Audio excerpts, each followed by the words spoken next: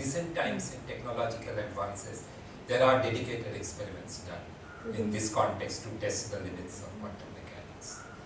The mesoscale is challenging the... The macroscopic superposition of things. And my earlier talk at RR, I talked about Leggettgard, and there I mentioned things that is designed to test in that regime. So that becomes relevant to all these approaches. So in that sense, what I'm saying that these approaches can become empirically also relevant and testable in this sense, that you can construct examples in this way and put constraints on them by being clever enough. So finally, I'm skipping a lot of things, but I like to end on a note that I believe quantum measurement paradox is a fundamental element in the standard framework, which why we should not be satisfied. So I believe we need further sharpening of the quantum measurement paradox in a way which can be more empirically relevant, and it may well reveal either the strength of quantum mechanics or its limitations. But it is important for us to keep an open mind.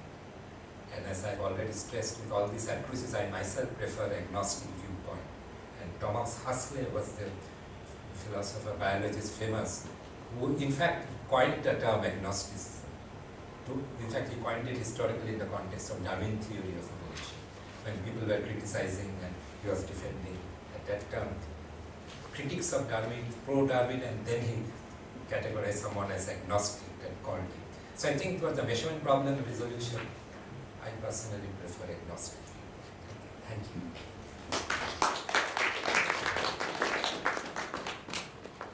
I'm going to formally close the meeting in the sense that I just want to thank everybody for coming for the meeting. Thank both Rafael and Conker for giving these great talks and participating in the meeting.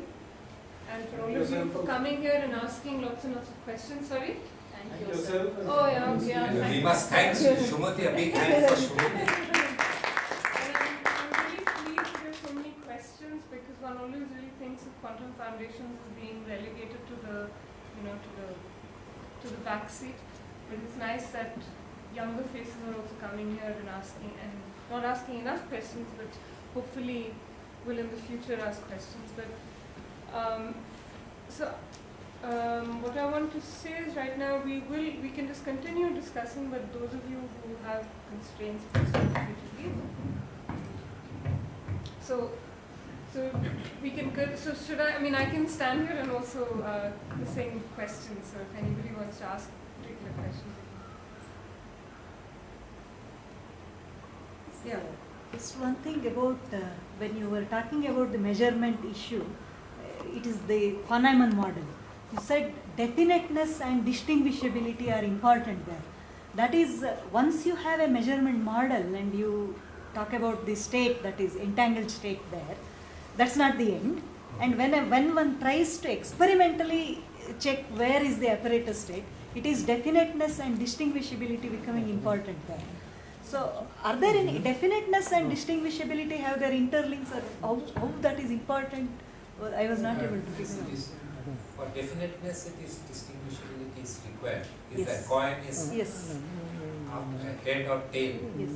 a definite outcome means, implies That it is distinguishable. It is distinguishable. So, how they are two separate things? No, they are not two They're not separate. two In fact, there was a statement given there Yeah. that a definiteness entails. Mhm. In fact, it entails. Yeah, one. So that's why they use the term macroscopically distinguishable states.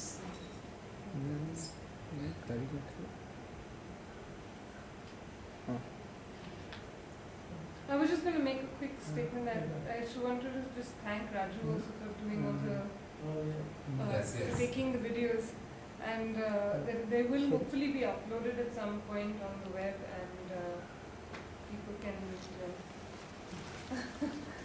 take a look at it. So we must. Thank you, Raju. I have a question about which I've always wondered about this decoherence explanation. At the technical level, it seems correct, but it's equally true even without we're worrying about the environment that sufficiently large bodies, macroscopic interference between different trajectories will be in practice unobservable. For macro systems. Yeah, so just because the mass is too big, Yeah. just the early, going back to the very beginnings of math integrals, for example, they were invoked, and that framework was set up just precisely to show how you got a classical limit emerging out of. Because as you go to the large mass, See, the action integral Yeah, if you thought in terms of interference fringes, the fringes are so is tiny, there's that no is, way yeah. you would ever resolve them.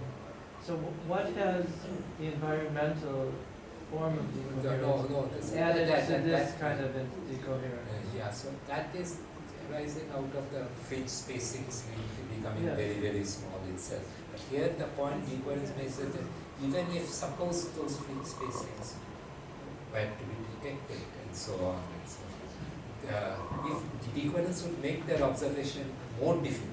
Yes, it would, but I mean, do we need Decoherence, it? and that's My why question is, do we need it? Yeah. We have two independent Yeah. mechanisms for Yeah. producing decoherence. Exactly. So how necessary is the It will depend environmental on, one compared for to- example, at the carbon 60 level, when they observe the double slit interference for the buckyballs, Yes, the C60 molecules.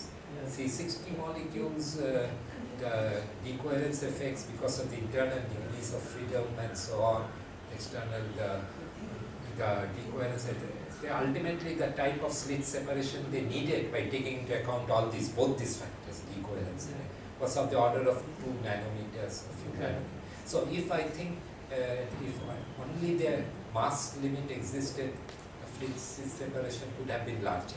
Yeah, but they did observe the Yeah, but taking So into it- account the decoherence effects. Yeah, but I mean, in the context that we're dealing with, which is that of the measurement problem, I'm just wondering whether the first kind of decoherence, if it's relevant Okay, at all, okay. is it not already sufficient? I mean, you may Okay. say, and I kind of believe decoherence in itself does not solve, that seems to be what other people have concluded also. Yeah. Zurich, when I last talked to him, he said it doesn't solve the Then measurement. probably he agrees. He agrees it doesn't solve the measurement. But the context that we're raising it in is that some people may believe, or you pointed out, it may be needed in the Bohmian Yeah. series. So I'm just wondering, is the environmentally induced decoherence really necessary, or is it just we have two forms of decoherence, and each one is maybe both are sufficient? Why is it that people only talk about the I think environmentally when induced people one? talk about environment-induced decoherence, the other kind of decoherence that you are talking about coming from the large mass Yeah. itself, the practical unobservable. Yeah. I've seen discussions with people who talk about decoherence mention that point historically in the earlier papers. Yeah. They had mentioned Why did it that. get lost? That's what. Hey, Why yeah, is it we nice? are, because in real life they say that environment-induced decoherence also exists. Sure. So one has to take that into account and model it. Sure. But that in itself is not sufficient to explain, for example, I think that was the thing.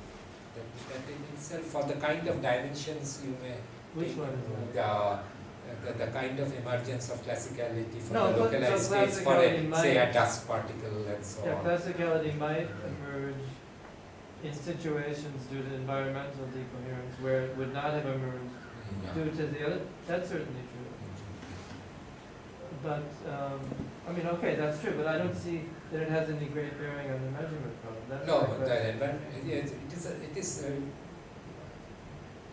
great bearing means if an apparatus is, if you take a realistic apparatus, then it is coupled necessarily with the environment. And all Sure. this, so one has But to it also look at normally has large masses. masses, yeah. And the large masses will be coupled strongly with the environment. Also true. So then one has to have technical way of taking into account those effects environment in order to complete the story. And then those assumptions about environmental degrees of freedom and so on. But I think what I'm asking is, suppose there were no environment. Yeah, I know. Would you then not have a class? Would you then not have? Would the setting of the measurement problem look essentially different if there was no environment of the No, sort? no. Or would it No, be it would be essentially same, the would same? have been same. The same thing. Same things. Would have been the same. In fact, the first part of my discussion had no environment. Well, the first part you didn't discuss decoherence at all. Yeah, no, yes. But, so this is, The decoherence is one of the approaches. Like a collapse model, when one talks about collapse, spontaneous collapse, one doesn't talk about decoherence. no, of course. And so But Bohr that's model just a also. very limited really- question. Yes. So, When one says decoherence, there's two sources of decoherence. yes, I get your point. It may be that neither is relevant to the measurement. Neither is relevant. That is- Then we don't have to ask. Yeah. Then we Yeah. could ask, why did you discuss it? Because you were just to No, we shoot will- down the idea Yeah, of the decoherence. decoherence. But, But since if it is relevant, yeah, then yeah. we can ask whether environment, Yeah. But the point I'm making is that the decoherence is not relevant to the measurement problem. The usual, the environment-induced decoherence, because that is what is popularly discussed, and people confuse the emergence of classicality with the explanation of the measurement problem. but then you would say neither form of decoherence So is we relevant for the measurement for the measurement. Yes. But for the emergence of classicality, Classicality, they're both are. they're both relevant. But somehow one gets Yes. ignored. Ignored, That's what yeah. I don't Yeah, quite yeah. understand. And this is what precisely the situation. And that's why I clubbed the decoherence thing as just an additional approach, independent of Bohm or collapse. Because one can. For the measurement problem, you need the apparatus to be classical. Okay, classical means You need the apparatus to emerge as a, otherwise you have this overlap issue which we're talking about. Yes, that I mentioned. Aren't they connected? I mean, should the apparatus states decohere with each other for you to have a solution or even a posing of the measurement problem? You're saying the independent, Rafael? You have to have a classical apparatus, Yes. right? And then that has to not overlap. I mean, there have to be states generically which are not superposable or don't overlap each other. Isn't that part of the decoherence? No, but decoherence does not ensure that. That's true, yes. Maybe it was not, maybe it was wrong to say irrelevant, but decoherence, if you could observe macroscopic superpositions, then presumably we'd have to restate the measure. I don't know what would happen in that case. But then- No, then it- so then- to observe that you have to cut down decoherence to a Yeah, sufficient extent. suppose you could, though. Suppose you Yeah, actually yeah. did observe macroscopic. But that What- doesn't what- solve the what- measurement problem.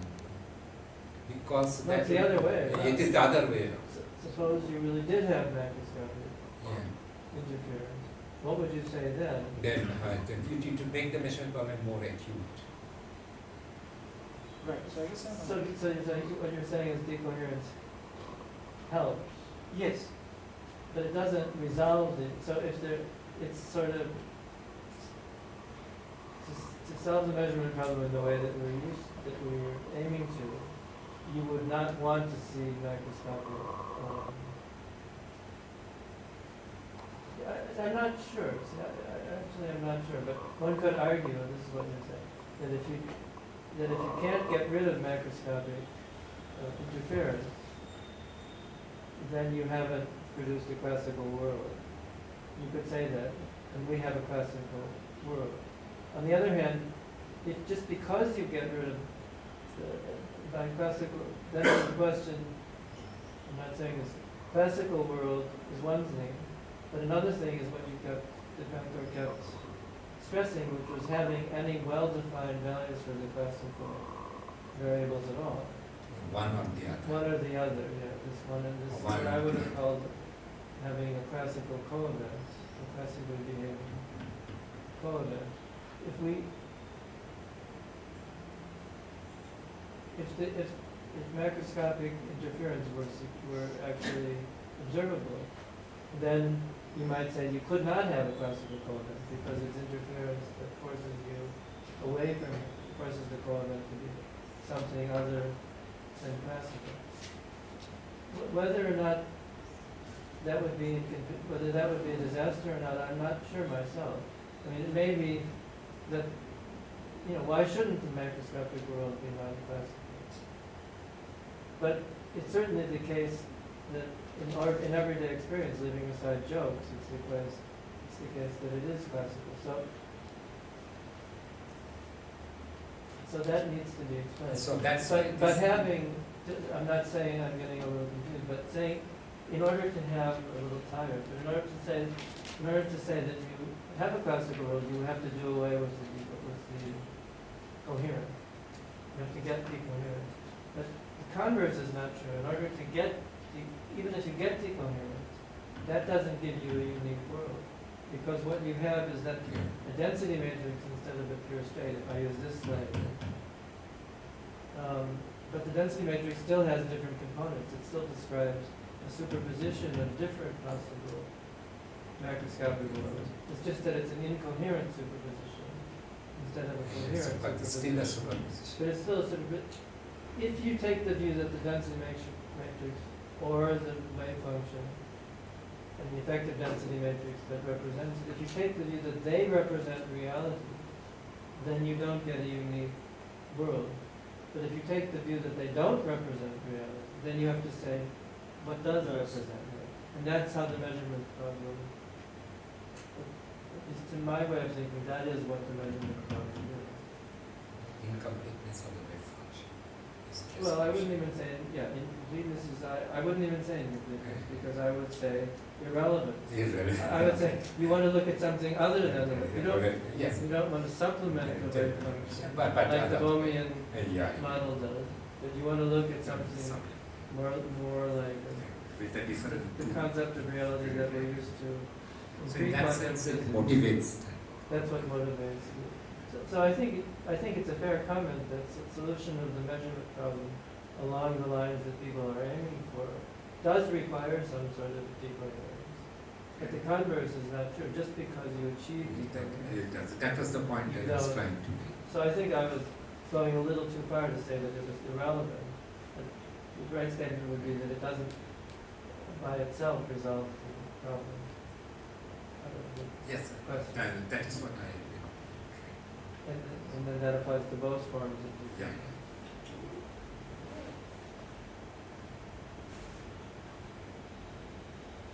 But it's a very interesting question to ask. What What is the if macroscopic there were macroscopic? big super? In fact, that's What what would that be like? What would the world be like? Yeah, but already these experiments with the squid rings, with the clockwise and anti-clockwise current, this macroscopic superposition of distinct states, so they are being tested. So that's why this whole program of testing superposition at the macro level for the macro systems. But in that case, we know what it'll be like because it's the same framework. Yeah. I mean, I don't think any surprise will happen. You'll either see the interference or you won't, but the techniques being used to observe it are not we're cutting down going the to change our conception of reality one way or the other. No, but then if you give it But in terms we of the were Leggett not- but if you give it in terms of Leggett inequality, that based on the time counterpart of Dale's inequality, the time analog, Yeah. based on assumptions of realism and non-invasive measurability. So that is being attempted to be tested at that macro level. So if you show the violation But of suppose you show that it's violated, so then so it shows that even for the macro systems, the non-invasiveness of measurement for even if you design experiments in a negative result way is violated. So that would have a bearing on the formulation of the measurement problem. I couldn't come to that But point. but suppose that, I don't know that this is in any sense plausible, but suppose that we ourselves were subjected to, suppose that there were interference among different possible histories of human beings. What would that make the world like? That's really asking yourself, if we're Yes. immersed in the quantum Yes. world, What it means What to is the have experience? interference between macros in the history sense. That would be I mean, if there's a cut, it doesn't much matter if the cut is a 1,000 mass units or a million Yeah, it mass doesn't units. mean. But if the cut starts getting up to the level of humans size, human scale, then you would really know what is it like to be a quantum object. And that's completely open. I have no idea. Yes.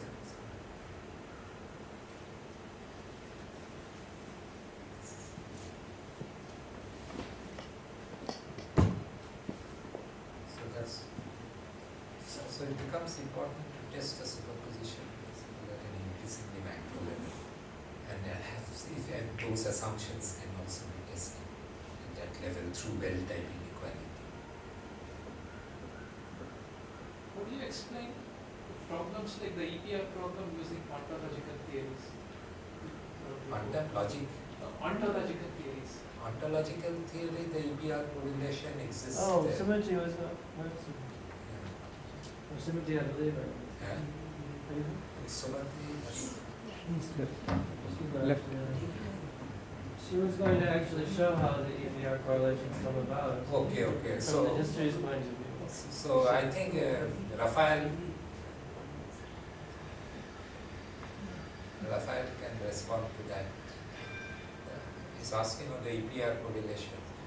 I can tell you later about how the Bohmian explains. But they consider it as a non-local. Non-local, yeah. So worldly, they just consider it is a non-local model. Yeah. But I don't think there is a problem for them. The EPR is not a problem. Not a problem, but one can, like double-slit interference is also not a problem, but one can give a understanding of how it occurs, like interference. The Bohmian trajectories give understanding how the interference is occurring.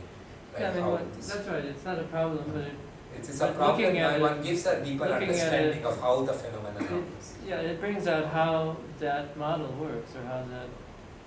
So, Yeah. like you see, if you move the instrument, reset the instrument in one wing of the experiment, you see that the motion of the particle in the other wing changes. It's actually influenced by the instrument setting on the other wing. So the specific form of non-locality or acausality, I think the best, Bell had this term of local causality. I think that's the best description of what it is that you're violating. So it's not just locality, but that's another, it's just a terminological issue. But whatever is being violated has the consequence that moving the instrument setting in one wing of the experiment actually influences the motion of the particle that's being measured in the other wing. So that's the failure of what people call parameter independence. An assumption that goes into deriving the Bell inequalities is parameter independence, which means that shouldn't happen, that no matter how you set this instrument, the probabilities of whatever events that may occur on the other side of the experiment should not be affected. And in the Bohmian theory, they are affected. So you just get a more explicit story about the way in which local causality is violated within the Bohm interpretation.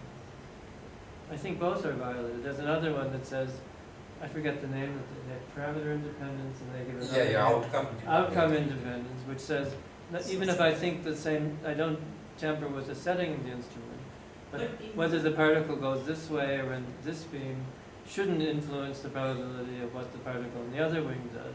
I think that one is also violated in the Bohmian. In the Bohmian model, it's a strong non-locality. So it's very, But very. parameter independence is not violated. Now, parameter independence is violated. In the Bohm model, both are violated by outcome independence and parameter independence. So that's why one says that in the But Bohm. if parameter independence is violated, that means the no signaling condition is violated. That means at a hidden variable level, no signaling is violated. But at an expectation value level, it is satisfied. Yeah, I mean, both. Depends what If you you call. average over the trajectories, Okay. it is It depends what you call signaling, but. But you cannot use it to send usable signal. If you think of signaling in a sort of objective way, both violate signaling. But if you mean, because if something happens here and it influences what happened there, that's a kind of signal at the level of physical reality. But if you mean the kind of signaling that an external agent can produce by manipulating the setting of the apparatus, then it turns out that neither of the, when you're right, that the parameter independence, the failure of parameter independence raises the possibility of signaling, but it turns out that it's not there as long as you're in what they call equilibrium.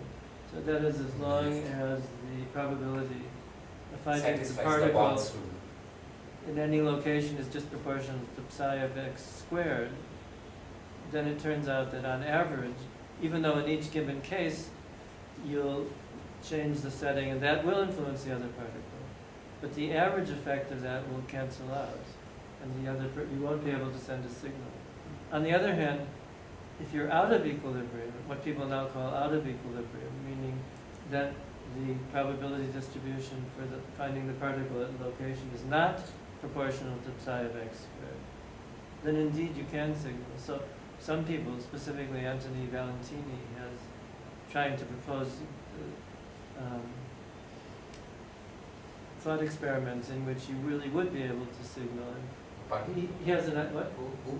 Anthony Valentini. Oh, Valentini, yes. And he hypothesizes that maybe in the early universe system situation, the world was out of equilibrium, and there were acausal effects, and he's hoping to use it to resolve the so-called information paradox for black holes, Yes. which in some of our opinions of some of us is not a paradox, but in any, if there really were this kind of signaling, information could come out from a black hole, right? Because it would be able to propagate in a space-like direction. So that's one way in which the Bohm theory might go radically beyond ordinary quantum theory, if you got away from this equilibrium assumption. But if you assume equilibrium, and the Bohm, as you pointed out, the Bohm theory is so designed that once you're in equilibrium, you can never get away from it. So if you're in equilibrium, then because the probabilities are just those of the Born rule, you can't signal. The same argument that shows you can't signal in the Copenhagen way of looking at things also shows that you won't be able to signal in the Bohm theory.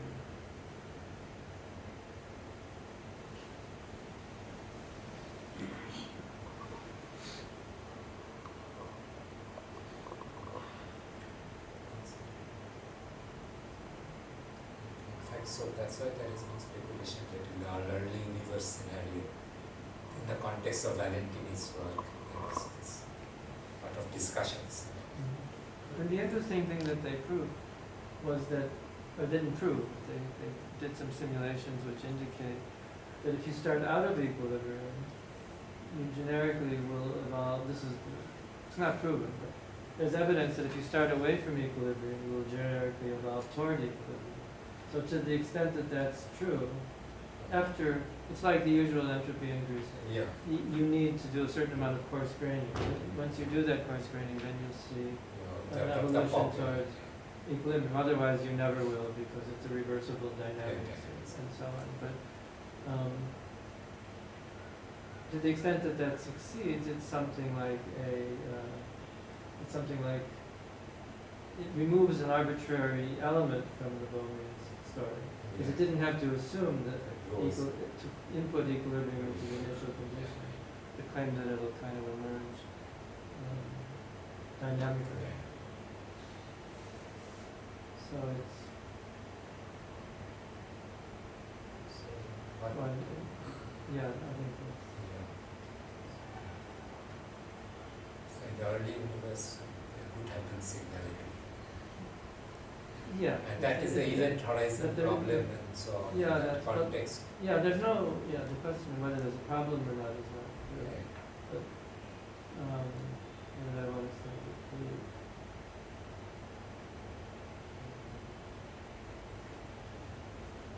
I forgot this,